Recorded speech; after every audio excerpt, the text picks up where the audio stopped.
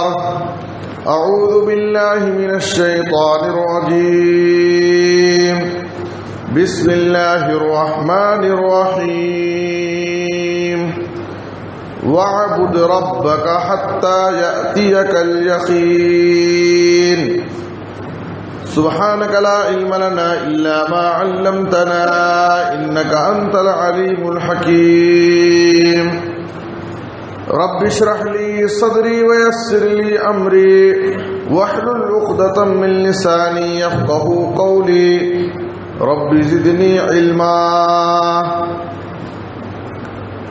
ہر قسم کی حمد و ثنا، تعریف و ستائش، بڑائی اور بزرگی، عظمت و کبریائی صرف اللہ رب العالمین کے لیے لائق اور زیبا ہے۔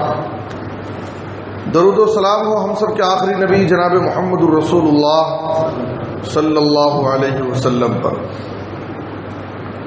محترم حضرات، آج خطبہ جمعہ کا موضوع ہے عبادت کا سفر زندگی کی آخری سانس تک۔ موت تک آدمی کو اللہ کی عبادت کرنا ہے۔ اس موضوع پر انشاءاللہ گفتگو ہوگی۔ جمعہ کا خطبہ غور سے سننا یہ واجب ہے، جمعہ کا حق ہے۔ جمعہ کا خطبہ غور سے سننا یہ ضروری ہے۔ بعض لوگ جمعہ کے خطبے میں آ کر کے آرام کرتے ہیں، کچھ لوگ تو سو بھی جاتے ہیں اور سو کر کے ویسے ہی پھر اٹھ کر نماز بھی پڑھ لیتے ہیں۔ یہ اچھی بات نہیں ہے۔ سونے سے آدمی کی وضو ٹوٹ جاتا ہے، پھر اس کے لیے وضو ضروری ہے۔ ایک تو سو کر کے خطبے کے بے حرمتی کی اس نے، اور پھر بغیر وضو کے وہ نماز پڑھ لیا ویسے ہی۔ جمعہ کا خطبہ آدمی کو غور سے سننا چاہیے۔ کتاب و سنت کی تعلیمات کا ہو سکتا ہے اس کو اللہ اس کے رسول کی کسی بات کا اس کے دل پر اثر ہو اور اس کی زندگی میں ایک تبدیلی آ جائے، اس کی زندگی سنور جائے، اس کی زندگی وہاں سے بدل جائے۔ عبادت سے متعلق سب سے پہلے ہمیں عبادت کا مفہوم سمجھنا ہے۔ عبادت کسے کہتے ہیں؟ عام طور پر ہمارے ذہنوں میں ہم اور آپ کیا سمجھتے ہیں؟ نماز پڑھنا عبادت ہے، روزہ رکھنا عبادت ہے، حج کرنا عبادت ہے۔ یقیناً یہ عبادت ہے، بلکہ بڑی عبادت ہے،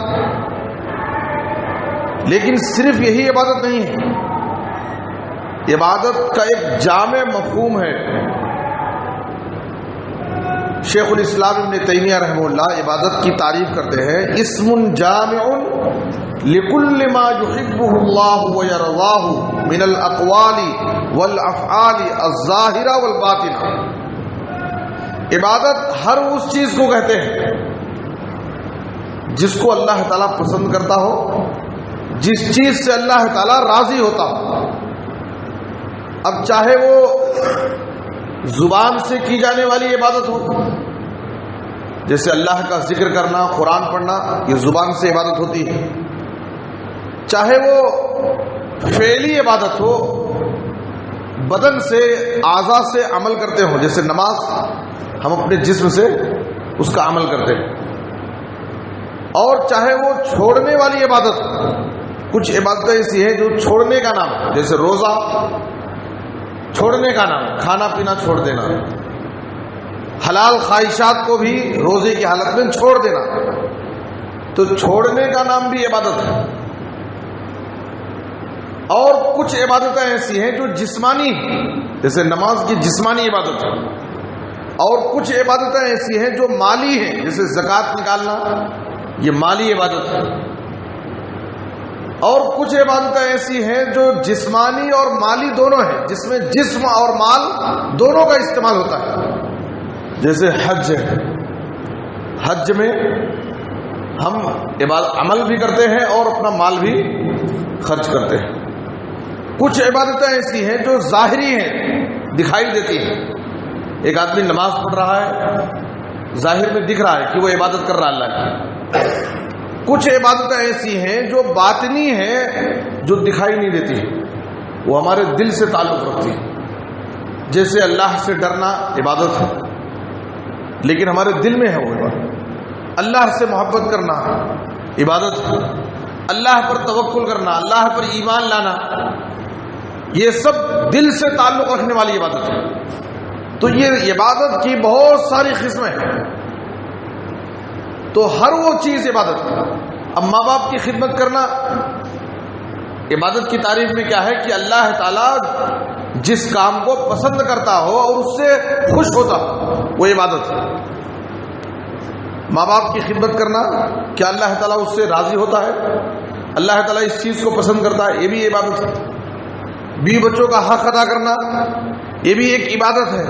ہم یہ سمجھتے ہیں کہ یہ ہماری ذمہ داری تو ہے ہی، لیکن ہم اگر اپنی نیت کو خالص کر لیں تو اپنی عادت کو بھی عبادت بنا سکتے ہیں. ہم یہ سوچ کر کے کہ یہ میرے اوپر اللہ کی ذمہ داری ہے، اور اجر و ثواب سمجھ کر کے ایک آدمی اگر اپنے بیوی بچوں پر خرچ کرتا ہے، ان کی ذمہ داریوں کو ادا کرتا ہے، ان کا حق ادا کرتا ہے، تو وہ اس کو عبادت اور ثواب کا ذریعہ بنا سکتا ہے. تو ہر وہ کام اللہ تعالیٰ جس کو پسند کرتا ہے اور جس سے خوش ہوتا ہے وہ سب عبادت ہے. یاد رکھیں کہ قرآن مجید میں اللہ تعالیٰ نے فرمایا کہ اس دنیا میں اللہ تعالیٰ نے پیغمبروں کو اللہ کی عبادت کی طرف دعوت دینے کے لیے بھیجا. اس دنیا میں پیغمبر کیوں آئے؟ ہر پیغمبر کی دعوت کا ایک ہی مقصد، ایک اللہ کی عبادت کرو، ایک اللہ کی عبادت کرو.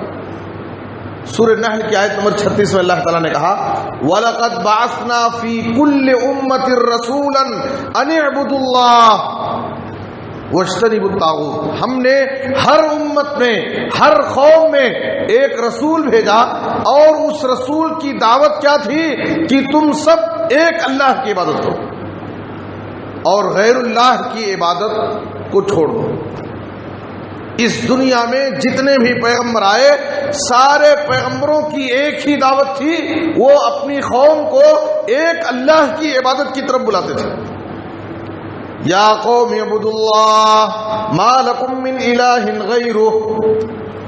ہر نبی کی اپنی قوم کے سامنے پہلی دعوت، اے میری قوم کے لوگوں، تم سب اپنے رب کی عبادت کرو، ایک اللہ کی عبادت کرو. اللہ کے علاوہ عبادت کے لائق کوئی نہیں. جتنے بھی دنیا میں معبود ہیں سب باطل ہیں، جھوٹے ہیں. یا قوم اعبدوا اللہ ما لکم من الہ غیرہ. اے میری قوم، تم سب اللہ کی عبادت کرو، اللہ کے علاوہ کوئی دوسرا معبود نہیں ہے. ہر نبی کی یہی دعوت ہے. اور دنیا میں نبیوں کی دعوت ایک اللہ کی عبادت. قرآن مجید آپ پڑھیے، قرآن مجید میں اللہ تعالیٰ نے اہل ایمان کو رب کی عبادت کا حکم دیا. یا ایھا الذین آمنوا ارکعوا واسجدوا واعبدوا ربکم وافعلوا الخیر لعلکم تفلحون. اے ایمان والو، تم رکوع کرو، سجدہ کرو اور اپنے رب کی عبادت کرو اور نیکی اور بھلائی کے کام کرتے رہو تاکہ تم کامیاب ہو سکو. کامیابی کے لیے اللہ تعالیٰ نے کہا کہ تم اللہ کی عبادت کرو. جب بندہ اللہ کی عبادت کرے گا تو اسے دنیا میں بھی کامیابی حاصل ہوگی اور آخرت میں بھی وہ کامیاب ہوگا. اور آخرت کی کامیابی سب سے بڑی کامیابی ہے کہ وہ اللہ کے فضل سے جنت کا حقدار ہوگا اور جہنم سے بچ جائے گا.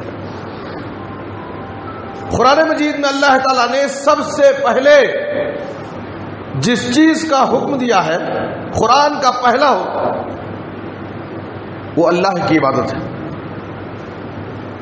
غور کیجیے، پورے قرآن میں سب سے پہلا حکم جو قرآن میں اللہ نے دیا ہے وہ اللہ کی عبادت ہے. سورہ بقرہ کی آیت نمبر 21 میں اللہ تعالیٰ نے کہا یا ایھا الناس اعبدوا ربکم الذی خلقکم والذین من قبلکم لعلکم تتقون. اور اس میں اللہ تعالیٰ نے ناس سے خطاب کیا، یا ایھا الناس۔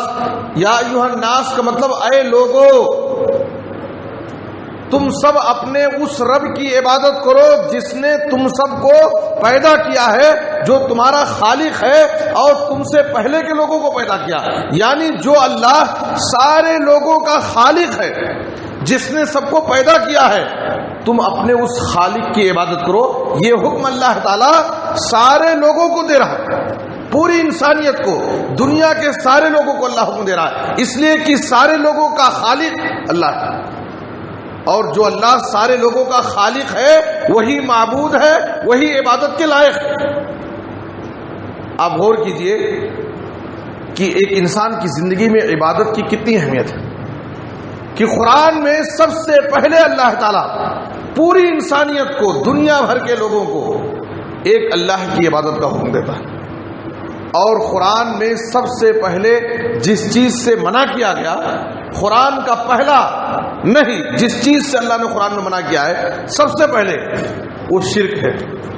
فلا تجعلوا للہ اندادا وانتم تعلمون، فلا تجعلوا للہ اندادا وانتم تعلمون۔ تو اس بات کو آپ یاد رکھیں کہ قرآن میں سب سے پہلے اللہ تعالیٰ نے توحید کا حکم دیا، ایک اللہ کی عبادت کا حکم دیا، اور پورے قرآن میں سب سے پہلے اللہ تعالیٰ نے جس چیز سے منع کیا ہے وہ شرک سے منع کیا ہے۔ اس کا مطلب یہ ہے کہ ایک انسان اپنی زندگی میں سب سے زیادہ اللہ کی عبادت پر توجہ دے، سب سے زیادہ اس کو اپنی توحید کی فکر کرنا ہے، اور اس کو اپنے آپ کو شرک سے بچانا ہے۔ یہ ہر انسان کی ذمہ داری ہے۔ میرے بزرگ اور دوستو، عبادت کا معاملہ موسمی نہیں ہونا چاہیے۔ ایسا نہیں کہ کوئی موسم آیا تو اس میں عبادت کر لیے، موسم ختم ہوا تو عبادت ختم۔ ماشاءاللہ ماہ رمضان میں ہماری مسجدیں اللہ کی عبادت سے آباد تھیں۔ ماہ رمضان میں ہماری مسجدیں اللہ کی عبادت سے آباد تھیں، ہر طرف تلاوت قرآن، ذکر و اذکار، نمازوں سے ہماری مسجدیں آباد تھی، اور ہر طرف ایک رونق نظر آتی تھی۔ میرے بزرگ اور دوستو، کیا رمضان کا رب الگ ہے اور شوال اور محرم کا رب الگ ہے؟ آخر کیا بات ہے کہ رمضان کا مہینہ ختم ہوتے ہی ہماری مسجدیں خالی ہو جاتی؟ رمضان کے مہینے میں عبادتوں کی جو رونق نظر آتی تھی، اور جس طرح سے رمضان میں ہماری مسجدیں آباد رہتی تھی، آخر رمضان کے بعد مسجدیں خالی کیوں ہو جاتی؟ اس کے بعد پھر جمعہ ہی کے دن یہ مسجدیں بھرتی ہیں، اور وہ بھی بالکل آخر میں بھرتی ہیں۔ میرے بزرگ اور دوستو، یہ ہم سب کے لیے بہت بڑا مسئلہ ہے۔ عبادت یہ ہماری زندگی کا مقصد ہے۔ اس دنیا میں آنے کا مقصد ہمارا کیا ہے؟ سورہ زاریات کی آیت نمبر 50/6 میں اللہ تعالیٰ نے کہا، وَمَا خَلَقْتُ الْجِنَّ وَالْإِنسَ إِلَّا لِيَعْبُدُونَ، میں نے جناتوں اور انسانوں کو صرف اپنی عبادت کے لیے پیدا کیا۔ ہماری پیدائش کا مقصد ہی اللہ کی عبادت کرنا ہے، صرف رمضان میں عبادت کے لیے نہیں، بلکہ ہماری پوری زندگی کا مقصد اللہ کی عبادت ہے۔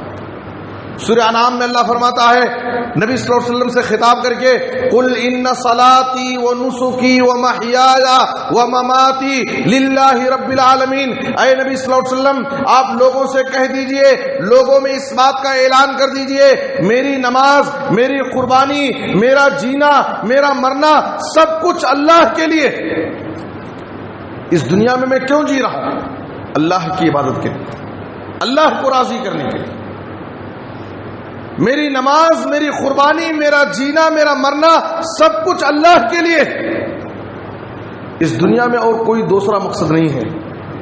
میری زندگی کا مقصد تیرے دین کی سرفرازی، میں اسی لیے مسلمان، میں اسی لیے نمازی۔ میرے بزرگ اور دوستو، ہمیں غور کرنا چاہیے کہ ہماری زندگی کا مقصد ہی ہمارا جینا مرنا سب کچھ اللہ کو راضی کرنے کے لیے۔ اس دنیا میں ہم آئے ہیں آخرت کی تیاری کے لیے، آخرت کی فکر کرنے کے لیے۔ اور یاد رکھیں کہ دنیا یہ آخرت کی کھیتی ہے۔ اس دنیا میں ہم جو بوئیں گے آخرت میں وہ کاٹیں گے۔ اس دنیا میں اگر ہم محنت کریں گے آخرت میں ہم کامیاب ہوں گے. اس دنیا میں اگر ہم اللہ سے ڈر کر زندگی گزاریں گے آخرت میں ہم کو ڈرنے کی ضرورت نہیں ہے. نبی صلی اللہ علیہ وسلم نے کہا کہ جو بندہ اللہ تعالیٰ کسی بندے پر دو خوف جمع نہیں کرے گا, دو جگہ نہیں ڈرائے گا. دنیا میں اگر وہ اللہ سے ڈر کر زندگی گزارے گا اس کو آخرت میں ڈرنے کی ضرورت نہیں, وہ بے خوف رہے گا. لا خوف علیہم ولا هم يحزنون, آخرت میں ان کو کوئی خوف نہیں ہوگا, کوئی غم نہیں رہے گا, اس لیے کہ دنیا کی زندگی میں وہ اللہ سے ڈر کر زندگی گزارے گا. تو آخرت میں ان کو ڈرنے کی ضرورت نہیں, وہ بے خوف ہوں گے, سکون سے رہیں گے, آرام میں رہیں گے. لیکن آخرت میں اگر ہم نڈر ہو کر زندگی گزاریں گے, منمانی زندگی گزاریں گے, آزادانہ زندگی گزاریں گے, اللہ کی عبادت سے غافل ہو کر زندگی گزاریں گے, تو یاد رکھیے آخرت میں ہر قدم پر, ہر مرحلے میں ہمارے لیے ناکامی ہوگی, رسوائی ہوگی, ذلت ہوگی, ہم پریشان ہوں گے, ہم خوف زدہ رہیں گے. اس لیے دنیا میں ہمارا جو مقصد زندگی ہے, اس دنیا میں آنے کا جو مقصد ہے, ہمیں اس کو سمجھنے کی ضرورت ہے. قرآن میں اللہ تعالیٰ سورہ ہجر کی آخری آیت نمبر 99 میں اللہ فرماتا ہے وَاعْبُدْ رَبَّكَ حَتَّى يَأْتِيَكَ الْيَقِينُ. اللہ تعالیٰ اپنے نبی سے خطاب کر رہا ہے, اے نبی صلی اللہ علیہ وسلم آپ اپنے رب کی عبادت اس وقت تک کیجئے جب تک آپ کی موت نہ آ جائے. حتیٰ یاتیک الیقین, یہاں پر یقین کا لفظ استعمال ہوا ہے, یقین سے مراد موت ہے یہاں, اس لیے کہ موت کا آنا یقینی ہے. زندگی کی آخری سانس تک, موت آنے تک تمہیں رب کی عبادت کرنا ہے. وَاعْبُدْ رَبَّكَ حَتَّى يَأْتِيَكَ الْيَقِينُ. عیسیٰ علیہ السلام جب پیدا ہوئے اس وقت انہوں نے اپنی قوم کے سامنے جو باتیں کہی تھی ان میں سے ایک بات یہ بھی تھی, سورہ مریم میں اللہ نے جس کا ذکر کیا ہے وَأَوْصَانِي بِالصَّلَاةِ وَالزَّكَاةِ مَا دُمْتُ حَيًّا. میرے رب نے مجھے وصیت کی ہے کہ میں نماز قائم کروں, زکوٰۃ دوں جب تک میں باحیات رہوں, جب تک میں زندہ رہوں, میرے جسم میں جان باقی ہے اس وقت تک میں نماز قائم کروں اور زکوٰۃ دیتا رہوں. اللہ کی عبادت زندگی بھر, زندگی کی آخری سانس تک اللہ کی عبادت کرنا ہے. سورہ آل عمران کی آیت نمبر 102 میں اللہ فرماتا ہے یا ایھا الذین آمنوا اتقوا اللہ حق تقاتہ ولا تموتن الا وانتم مسلمون. اے ایمان والو تم اللہ سے ڈرو ویسے ہی جیسے اس سے ڈرنا چاہیے, اور جب تمہاری موت آئے تو اسلام پر, ایمان پر, تم اس وقت اسلام پر باقی رہو, مومن رہو, توحید پر قائم رہو, آخری دم تک تم اسلام پر قائم رہو.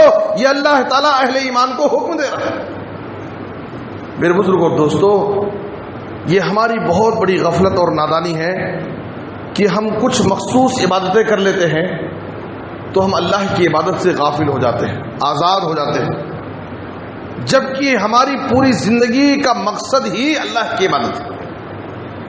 ہمیں چند دنوں میں, چند مہینوں میں, چند گھڑیوں میں اللہ کی عبادت نہیں کرنا ہے, بلکہ ہماری زندگی کا مقصد ہی اللہ کی عبادت ہے.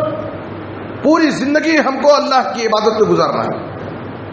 موت آنے تک عبادت کا سفر جاری رہنا چاہیے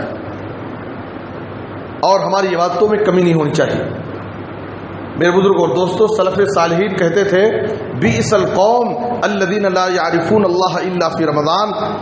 بہت ہی برے ہیں وہ لوگ, بہت ہی نادان ہیں وہ لوگ جو اللہ رب العالمین کو صرف ماہ رمضان ہی میں پہچانتے ہیں, جو صرف رمضان کے مہینے میں اللہ کو یاد کرتے ہیں اور رمضان کا مہینہ ختم ہونے کے بعد اللہ سے غافل ہو جاتے ہیں, نماز روزے سے آزاد ہو جاتے ہیں. ایسے لوگ بہت ہی برے ہیں, انہوں نے اللہ کو نہیں پہچانا, انہوں نے اللہ کی قدر نہیں کی. جو اللہ رمضان کا رب ہے وہی اللہ شوال اور دوسرے مہینوں کا بھی رب ہے. جو اللہ رمضان کے مہینے میں ہمیں روزی دیتا ہے وہی اللہ ہمیں زندگی بھر روزی دیتا ہے. جو اللہ رمضان کے مہینے میں ہمیں دیکھ رہا ہے, ہماری ایک ایک حرکت پر اس کی نظر ہے, وہی اللہ ہمیشہ ہماری حرکتوں پر نظر رکھتا ہے. یعلم خائنۃ الاعین، ہماری آنکھوں کی خیانت کو بھی اللہ تعالیٰ جانتا ہے، ہمارے دل میں کھٹکنے والی باتوں کو اللہ جانتا ہے۔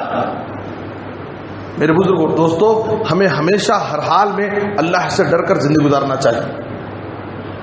آج کتنے ایسے لوگ ہیں جن کا حال یہ ہے کہ وہ نمازوں کے تعلق سے ان کے ہاں بڑی سستی ہے۔ عبادتوں میں سب سے بڑی عبادت جو ایک مسلمان پر توحید کے اقرار کرنے کے بعد عائد ہوتی ہے وہ فرض نمازیں، 5 وقتہ نمازیں۔ قرآن میں سورہ بقرہ میں اللہ نے کیا فرمایا؟ وَاسْتَعِينُوا بِالصَّبْرِ وَالصَّلَاةِ وَإِنَّهَا لَكَبِيرَةٌ إِلَّا عَلَى الْخَاشِعِينَ، اے لوگو صبر کے ذریعے اور نماز کے ذریعے تم اللہ سے مدد مانگو۔ اگر تمہاری زندگی میں کبھی کوئی پریشانی آ جائے، کوئی تکلیف آ جائے، تو اس وقت پہلے صبر کرو، اللہ کے فیصلے سے راضی ہو جاؤ، اور دوسرے نماز کی پابندی کر کے تم اللہ سے مدد طلب کرو، ضرور اللہ تعالیٰ تمہاری مدد کرے گا۔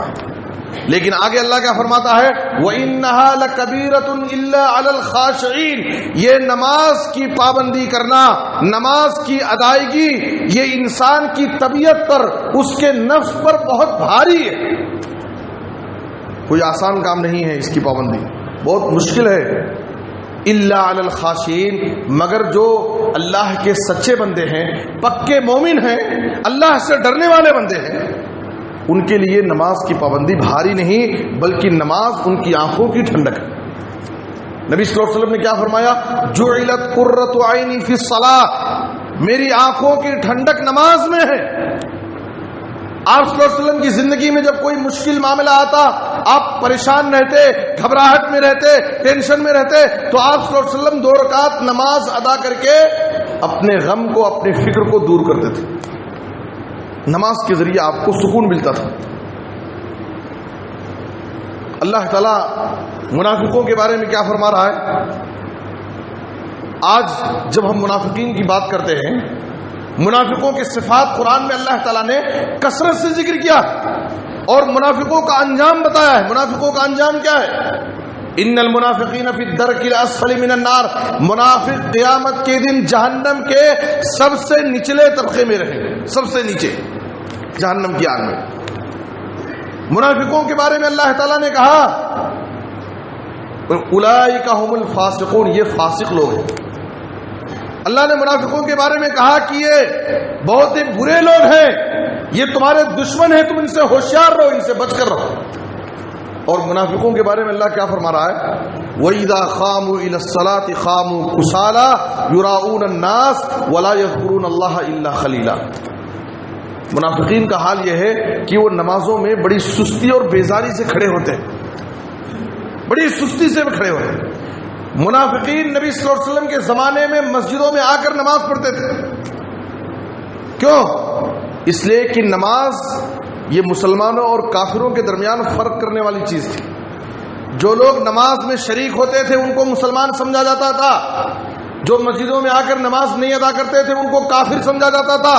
یہ نماز ایک علامت تھی، ایک پہچان تھی۔ اسی لیے جو منافق ہوتے تھے اپنے دل میں نفاق چھپائے رہتے تھے، زبان سے صرف اسلام کا اظہار کرتے تھے کہ ہم مسلمان ہیں، وہ لوگ بھی اس ڈر سے کہ کہیں ہم کو کافر سمجھ کر قتل نہ کر دیں، وہ بھی مسجدوں میں آ کر نماز پڑھتے تھے۔ لیکن اللہ فرما رہا ہے کیسے نماز پڑھتے تھے؟ سستی اور بیداری کے ساتھ کھڑے ہوتے تھے، اللہ کا ذکر نہیں کرتے تھے، اس میں دعائیں وغیرہ نہیں پڑھتے تھے، اور ریاکاری، بس لوگوں کو دکھانے کے لیے، بتانے کے لیے کہ ہم کو بھی لوگ مسلمان سمجھیں، اس لیے آ کر نمازوں میں کھڑتے تھے۔ میرے بزرگ اور دوستو، ہم اپنی نمازوں کا جائزہ لیں کہ جب ہم نمازوں میں کھڑے ہوتے ہیں تو کتنی توجہ کے ساتھ، کتنا خشوع اور خضوع کے ساتھ، اپنے دل و دماغ کو کتنا حاضر کر کے ہم نماز ادا کرتے ہیں۔ ہم اپنی نمازوں کا جائزہ لیں۔ بسا اوقات اگر امام سے نماز پڑھانے میں کوئی غلطی ہو جاتی ہے، ایسی مسجدیں بھی ہیں جہاں پر پورے مقتدیوں میں ایک بھی لقمہ دینے والا نہیں ہوتا، سب کو ڈاؤٹ رہتا ہے کہ پتہ نہیں امام سے غلطی ہوئی ہے نہیں ہوئی ہے، سب خاموش رہ جاتے ہیں۔ اس لیے کہ ہماری نمازوں کا حال یہ ہے کہ جسمانی اعتبار سے نمازوں میں تو کھڑے ہوتے ہیں لیکن ہمارا دل و دماغ بازاروں میں ہوتا ہے۔ میرے بزرگوں اور دوستو، یہ منافقوں کے بارے میں اللہ فرما رہا ہے کہ وہ نمازوں میں بڑی سستی اور بیزاری سے کھڑے ہوتے، اللہ کا ذکر نہیں کرتے اور لوگوں کو دکھانے کے لیے آ جاتے۔ نبی صلی اللہ علیہ وسلم کی ایک سچی حدیث یاد رکھیں، آپ صلی اللہ علیہ وسلم نے فرمایا ان الرجل لیصلی 60 سنہ، ایک آدمی 60 سال نماز پڑھتا ہے۔ ہم نے نمازوں کو بہت معمولی سمجھ لیا، ہم یہ سمجھتے ہیں کہ کسی طرح جتنا ہو سکے، جیسے ہو سکے ہم نماز پڑھ لیں، یہ نمازیں ہماری آخرت میں ہمارے کام آ جائیں۔ آپ صلی اللہ علیہ وسلم فرما رہے ہیں کہ ایک آدمی 60 سال نماز پڑھتا ہے، وما تقبل له صلاۃ، اس کی ایک بھی نماز قبول نہیں ہوتی۔ یہ نبی صلی اللہ علیہ وسلم کی صحیح حدیث ہے، ایک بھی نماز اس کی 60 سال میں قبول نہیں ہوتی۔ کیوں؟ کوئی بہت بڑی غلطی نہیں ہے۔ آپ صلی اللہ علیہ وسلم نے کہا کہ وہ رکوع اور سجدہ مکمل نہیں کرتا ہے، رکوع اور سجدہ مکمل نہیں کرتا ہے، یعنی سکون اور اطمینان کے ساتھ نماز ادا نہیں کرتا۔ ابھی رکوع میں سیدھا گئے بھی نہیں، فوراً کھڑے ہو جاتے ہیں، رکوع سے سیدھا کھڑے بھی نہیں کہ سجدے میں چلے گئے، سجدے میں اطمینان سے ابھی دعائیں پڑھے بھی نہیں کہ سجدے سے اٹھ گئے، یعنی جلدی جلدی نماز پڑھ لینا، دل لگا کے نہ نماز پڑھنا۔ کتنی بڑی کوتاہی ہے کہ نبی صلی اللہ علیہ وسلم فرما رہے ہیں کہ 60 سال کی اس کی نمازیں بیکار ہو، صرف اس لیے کہ وہ رکوع اور سجدے مکمل نہیں کرتا تھا۔ نبی صلی اللہ علیہ وسلم مسجد میں تھے، مسجد نبوی میں ایک کونے بیٹھے ہوئے تھے، ایک آدمی آیا، جلدی جلدی نماز پڑھ لیا، 2 رکعت نماز پڑھا، نماز پڑھتے ہی سلام پھیر کر کے نبی صلی اللہ علیہ وسلم کو دیکھا، آپ کے پاس گیا، آپ سے سلام کیا، آپ صلی اللہ علیہ وسلم نے اس کے سلام کا جواب دیا، آپ نے اس سے کہا ارجع فصلی فانک لم تصلی، جا واپس جا، پھر سے نماز پڑھ، اس لیے کہ تو نے نماز نہیں پڑھی ہے۔ نبی صلی اللہ علیہ وسلم نے اس سے یہ نہیں کہا کہ تیری نماز نہیں ہوئی، آپ صلی اللہ علیہ وسلم نے کہا کہ تو نے نماز پڑھی ہی نہیں، تیری نماز ہوئی ہی نہیں ہے، پھر سے پڑھ نماز۔ کیوں؟ اس لیے کہ وہ جلدی جلدی نماز پڑھ لیا تھا، رکوع اور سجدے وہ اطمینان سے ادا نہیں کیا۔ آپ نے کہا کہ تو نے نماز نہیں پڑھی ہے، اس کا مطلب یہ ہے کہ جو آدمی سکون و اطمینان کے ساتھ رکوع اور سجدے مکمل کر کے نماز ادا نہیں کرتا ہے، وہ گویا نماز نہیں پڑھتا ہے، اس کی نماز نہیں ہوتی۔ ہمیں نمازوں کو پڑھنا ہے اور سکون و اطمینان کے ساتھ نمازیں ادا کرنا ہے۔ آپ قرآن کی اس آیت پر غور کیجئے، اللہ فرماتا ہے فویل للمصلین الذین هم علی صلاتهم ساہون، نمازیوں کے لیے اللہ تعالیٰ نے وعید سنائی ہے، ویل ہے، ہلاکت ہے، بربادی ہے، جہنم کی ایک وادی ہے۔ کس کے لیے؟ فویل للمصلین، مصلیوں کے لیے، نمازیوں کے لیے۔ کون سے نمازی؟ الذین هم علی صلاتهم ساہون، جو نمازوں میں سستی اور غفلت برتتے ہیں۔ کچھ لوگوں کا حال یہ ہے کہ نمازوں کو اپنے حساب سے پڑھتے ہیں۔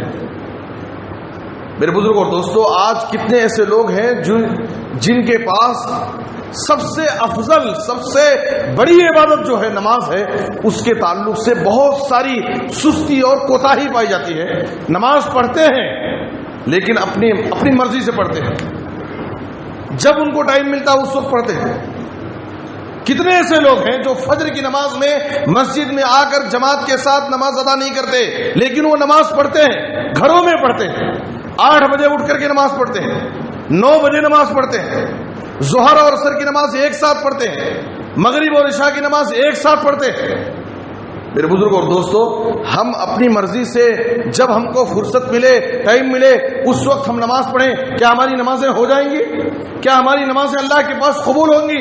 یاد رکھ لیجئے، جو شخص بھی بغیر شرعی عذر کے کسی نماز کو اس کے وقت پر جماعت کے ساتھ مسجد میں آ کر کے نہیں پڑھتا ہے، بعد میں اس کو ٹال کر کے پڑھتا ہے، وہ کتنا بھی سکون سے پڑھ لے، اس کی وہ نماز قبول نہیں ہوتی ہے۔ یاد رکھیے اس مسئلے کو۔ ہماری تسلی میں ہم سمجھتے ہیں کہ 8 بجے اٹھ کر کے نماز پڑھ لی، نماز ہو جاتی۔ اگر ہم اس کو عادت بنا لیے ہیں، ہماری ایک بھی نماز نہیں ہوتی۔ ہاں، ایک آدمی تیاری کر کے سویا ہے، دل میں پورا ارادہ کر کے سویا ہے کہ مجھے فجر کی نماز میں اٹھنا ہے، الارم لگا کے سویا، دل میں ارادہ کر کے سویا، لیکن کسی وجہ سے اس پر نیند غالب ہو گئی اور وہ اٹھ نہیں سکا، تو یقیناً اللہ تعالیٰ اس کو اجر و ثواب دے گا اور وہ گنہگار نہیں ہوگا۔ یہ اس شخص کے لیے ہے جو پوری تیاری کر کے دل کے ارادے کے ساتھ سوتا ہے اور کسی وجہ سے اس کی نیند نہیں کھلتی ہے اور وہ سو جاتا ہے کبھی کبھار، تو یہ معاف ہے اور اس کی نماز ہو جاتی ہے، اس کو اجر و ثواب ملتا ہے۔ لیکن جو لوگ اس کو عادت بنائے ہوئے ہیں اور نماز فجر کو 7-8 بجے اٹھ کر کے ادا کرتے ہیں، یاد رکھیے ان کی تسلی کے لیے وہ نمازیں پڑھتے ہیں، لیکن ایسی نمازیں قبول نہیں ہوتی۔ نبی آج ہمارے پاس چھوٹے چھوٹے بہانے، سفر سے آئے ہیں، اے سی کار میں سفر کرتے ہیں، 50-100 کلومیٹر کا سفر کرتے ہیں، سفر کر کے آتے ہیں تو کیا ہے، ایک بہانہ، نماز چھوڑ دیں گے۔ میرے بزرگوں اور دوستو، نبی صلی اللہ علیہ وسلم صحابہ کرام کا حال کیا تھا؟ وہ جنگیں کرتے تھے، اللہ کی راہ میں جنگیں کرتے تھے، بھوک کی حالت میں، پریشانی کے عالم میں، لیکن پھر بھی اگر وقت پر نماز نہیں پڑھ سکے تو ان کو کیسی فکر ہوتی تھی؟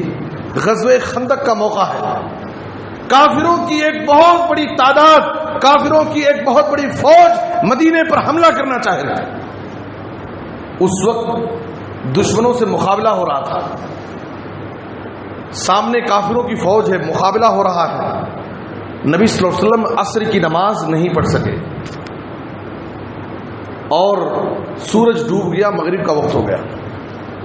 نبی صلی اللہ علیہ وسلم کو کتنی فکر ہوئی، کتنی تکلیف ہوئی عصر کی نماز وقت پر نہ پڑھنے پر۔ آپ کی زندگی میں آپ کو بہت تکلیفیں دی گئیں، آپ پر ظلم کیا گیا، آپ کو لہو لہان کیا گیا۔ غزوہ طائف میں آپ پر نوجوانوں نے پتھر برسائے، آپ کا پورا جسم لہو لہان ہو گیا۔ غزوہ احد میں آپ صلی اللہ علیہ وسلم کے دندان مبارک کو شہید کر دیا گیا، آپ کے دانت توڑ دیے گئے، آپ کی پیشانی زخمی کی گئی، کئی طرح سے آپ کو تکلیفیں دی گئی، لیکن آپ صلی اللہ علیہ وسلم نے اپنی زندگی میں دشمنوں کو بد دعا نہیں دی۔ لیکن یہاں پر عصر کی نماز جب آپ کی چھوٹ گئی ان کی وجہ سے اور آپ وقت پر نماز نہیں پڑھ سکے، سورج ڈوب گیا، آپ صلی اللہ علیہ وسلم نے ان کے لیے بد دعا کی۔ صحیح بخاری کی حدیث میں ہے، آپ صلی اللہ علیہ وسلم نے کہا، ملأ اللہ بیوتہم وقبورہم نارا شغلونی عن الصلاۃ الوسطی حتی غابت الشمس۔ اللہ تعالیٰ ان کے گھروں کو، ان کی خبروں کو، ان کے پیٹوں کو آگ سے بھر دے، اس لیے کہ انہوں نے بیچ والی نماز یعنی عصر کی نماز سے مجھے غافل کر دیا، میں عصر کی نماز وقت پر نہیں پڑھ سکتا۔ میرے بزرگ اور دوستو، یہ نبی صلی اللہ علیہ وسلم کی نظر میں نماز کی یہ فکر ہے، وقت پر نماز پڑھنے کی۔ آج ہمارے پاس وقت پر نماز پڑھنے کی کوئی فکر نہیں۔ عبداللہ بن مسعود رضی اللہ تعالیٰ عنہ نے نبی صلی اللہ علیہ وسلم سے سوال کیا، ای العمل احب الی اللہ، اے اللہ کے رسول، اللہ کے نزدیک سب سے محبوب اور پسندیدہ عمل کیا ہے؟ تو آپ صلی اللہ علیہ وسلم نے کیا فرمایا؟ الصلاۃ علی وقتہا، اللہ کو سب سے محبوب عمل کیا ہے؟ نماز کو اس کے وقت پر ادا کرنا، یہ اللہ کو پسندیدہ عمل ہے۔ ہم نمازیں وقت پر نہیں پڑھتے ہیں، جماعت چھوڑ دیتے ہیں، دوستوں کے ساتھ گپ مارتے رہتے ہیں، کاروبار کے پیچھے پڑ کر کے نمازیں چھوڑ دیتے ہیں، بعد میں پڑھتے ہیں اور یہ تسلی حاصل کر لیتے ہیں کہ ہم نے نماز پڑھ لی۔ میرے بزرگوں اور دوستوں، نبی صلی اللہ علیہ وسلم کی مرض الموت کا واقعہ ہے۔ آپ صلی اللہ علیہ وسلم مرض الموت میں ہے، وفات سے 4 دن پہلے، جمعرات کا دن ہے، وفات سے 4 دن پہلے جمعرات کا دن ہے۔ عشاء کے وقت نبی صلی اللہ علیہ وسلم کی تکلیف بہت زیادہ شروع ہو گئی، شدت بخار کی وجہ سے آپ صلی اللہ علیہ وسلم پر بار بار غشی طاری ہو رہی تھی، آپ بے ہوش ہو جا رہے تھے۔ جیسے ہی ہوش آتا آپ صلی اللہ علیہ وسلم کی زبان سے یہی الفاظ نکلتے، یہی سوال آپ کرتے تھے، اصل الناس، کیا لوگوں نے عشاء کی نماز پڑھ لی؟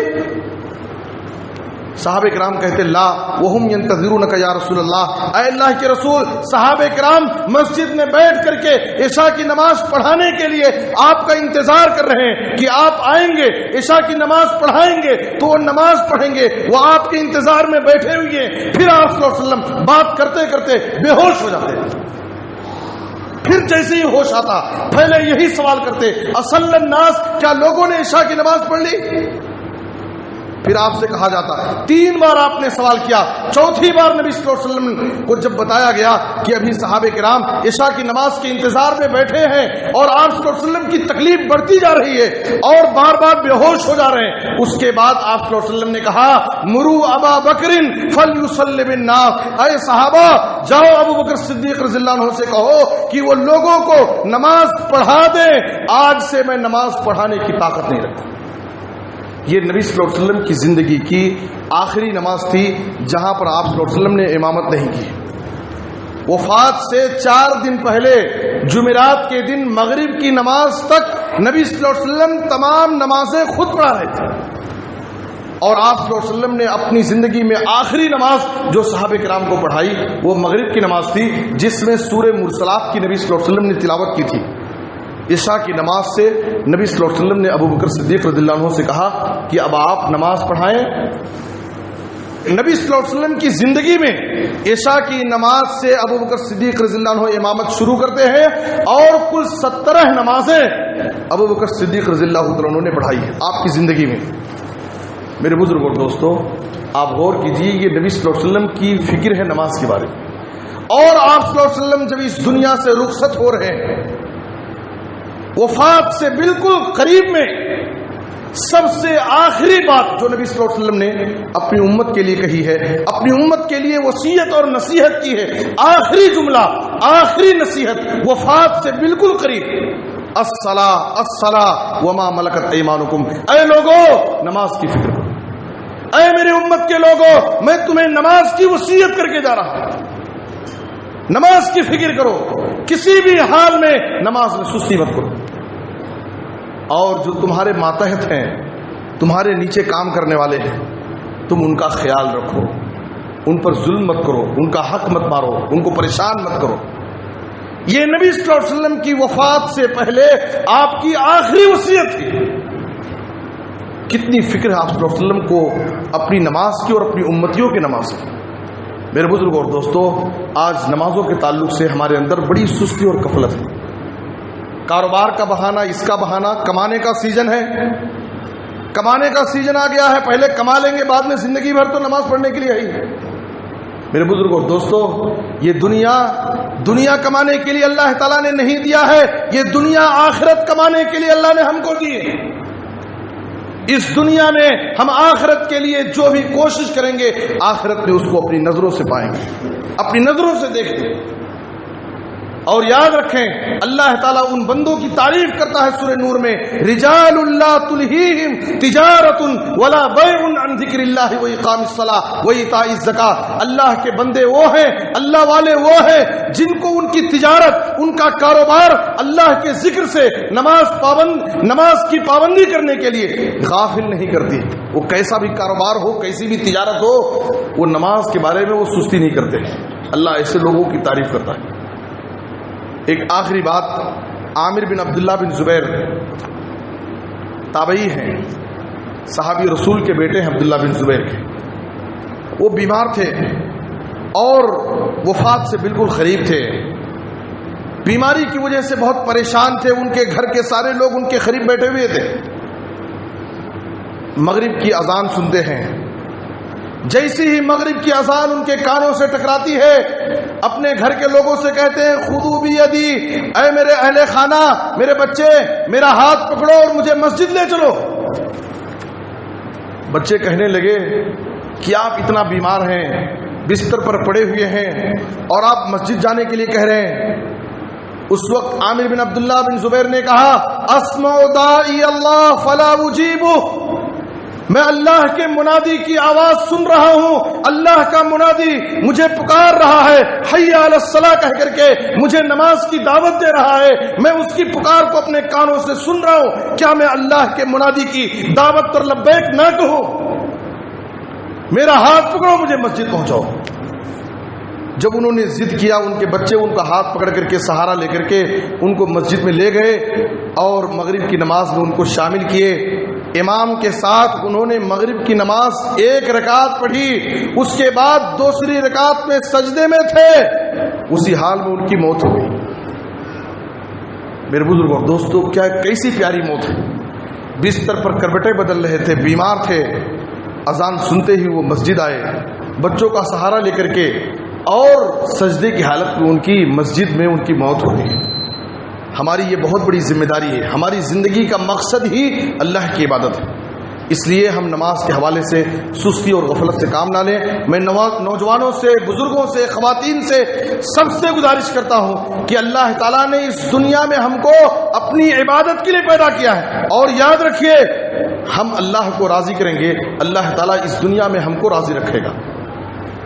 حافظ ابن کثیر نے لکھا ہے اذا اقمت الصلاة اتاك الرزق من حيث لا تحتسب، اگر تم نماز کی پابندی کرو گے اللہ تعالیٰ تمہیں ایسی جگہ سے روزی دے گا کہ تم اس کو سوچ نہیں سکتے۔ ومن يتق الله يجعل له مخرجا ويرزقه من حيث لا يحتسب، جو شخص اللہ کا تقوی اختیار کرتا ہے، اللہ سے ڈرتا ہے، اللہ تعالیٰ اس کو ہر مشکل اور پریشانی سے باہر نکالتا ہے۔ آج ہم اپنی زندگی کے مسائل اور پریشانیوں کا شکوہ اور گلہ کرتے ہیں، دنیا والوں کے سامنے شکوے شکایت کرنے کے بجائے، اپنی پریشانیاں ذکر کرنے کے بجائے، عقل مندی کی بات یہ ہے کہ ہم اللہ کے دربار میں آئیں، اللہ کے سامنے کھڑے ہوں، اللہ کے سامنے ہاتھ پھیلائیں، اللہ سے لو لگائیں۔ اللہ تعالیٰ ہماری فریاد سننے والا ہے اور ہمارے مسائل کو حل کرنے والا ہے۔ دنیا والے ہمارے مسائل کو حل نہیں کر سکتے۔ اس لیے میرے بزرگ اور دوستو، ہم غفلت اور سستی کو ختم کریں، اور زندگی کا جو ہمارا مقصد ہے اللہ کی عبادت پر ہم توجہ دیں، اور اللہ کی نافرمانیوں سے بچیں، اللہ سے ڈر کر زندگی گزاریں۔ اللہ سے دعا ہے کہ اللہ تعالیٰ ہمیں اپنے مقصد زندگی کو سمجھ کر اللہ کی عبادت پہ اپنی زندگی گزارنے کی توفیق عطا فرمائے۔ اے اللہ ہم میں سے جو بھی پریشان حال ہیں ان کی پریشانیوں کو دور فرما، جو مقروض ہیں انہیں ادائیگی قرض کی کوئی آسان سبیل پیدا فرما۔ اے اللہ پورے عالم میں اسلام اور مسلمانوں کو عزت اور ترقی غلبہ نصیب فرما۔ اے اللہ ہر جگہ مظلوم مسلمانوں کی حفاظت فرما، ان کی غیبی مدد فرما۔ اے اللہ ہمیں کتاب و سنت پر عمل کرنے کی توفیق دے، جب خاتمہ ہو تو خاتمہ بالخیر کلمہ توحید پر وفات دے۔ آمین تقبل یا رب العالمین۔ وصلی اللہ علی نبینا محمد و آلہ وصحبہ اجمعین۔